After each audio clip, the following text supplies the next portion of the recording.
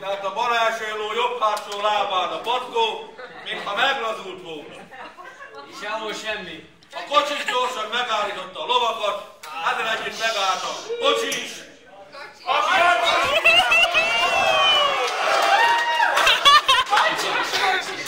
Az öreg kocsis. És a szegény király meg a királynő majdnem kiesett a fogat. A fogat is kocsi. A kocsis leszállt, megnézte a bal első ló jobb hátsó patkóját, és jelenti a királynak: drága királyom, egyetlen királyom, legokosabb királyom, legszebb királyom.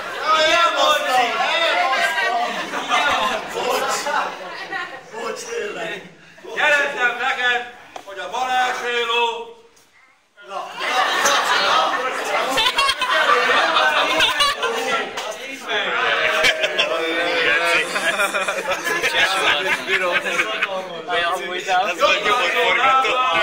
megigazítottak. Mennek tovább ott a jövőúton. Egyszer csak azt mondja a királynő a királynak: Marin, mondom, a királynő, mert a király áll föl. Ugye, hogy Morci mindenféle. Na jó. Azt mondja a királynő a királynak: édes királyom, legjobbik király, legaranyosabb királyom, legszentebb királyom.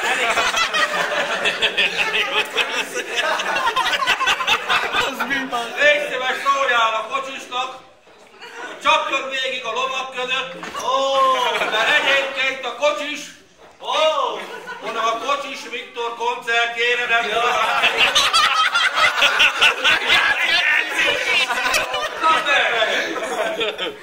az a kocsis? Én prüszkölök tőle. Hát a kocsis végig csapott a lovak között. Mindannyian csak úgy repültek az úton. Azért. És szerepel mondja a kocsis: szerintem a király Linda is szerepelni fog.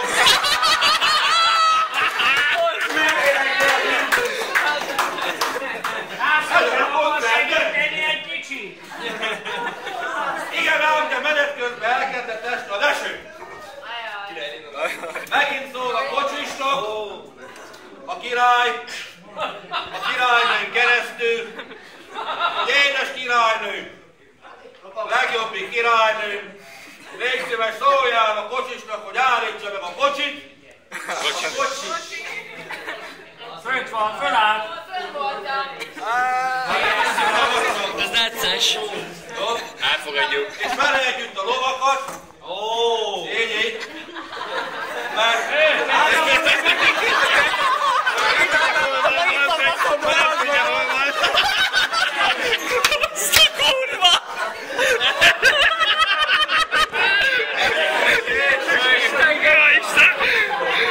Ezt hívják K.O.-nak, nem?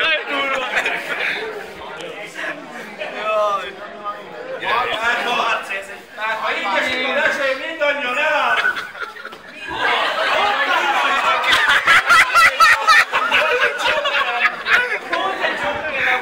Eldobtam a zászlómat. Egy pókerem lett volna.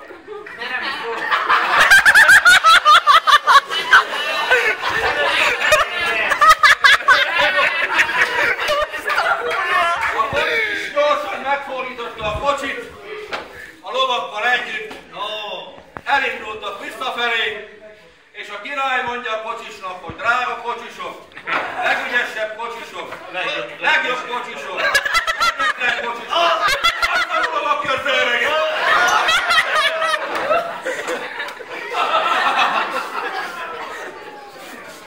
Nem ő, én megiszom.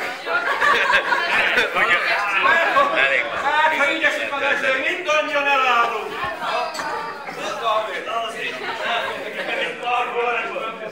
Rohantok vissza a palotába, amikor megérkeznek, azt mondja a király a kocsisnak: kocsisok, Király a kocsis. föláll. Legjobbik kocsisok, légy szíves, fogd ki a lovakat a kocsiból. Kocsiból!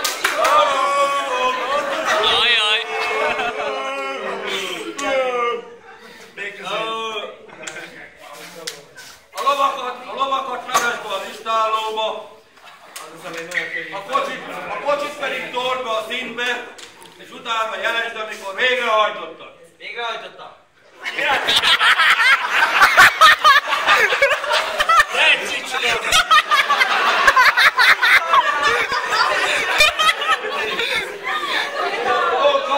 Omen!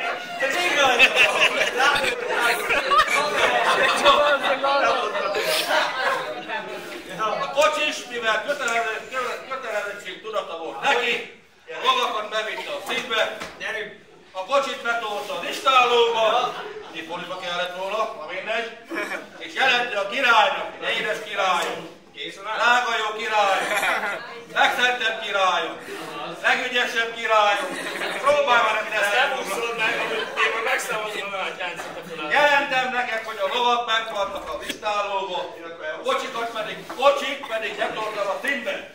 Ezt a király megköszönte, és kedves vendégeim, hát ez a mese is tovább tartott volna, ebből egyetlen egy szó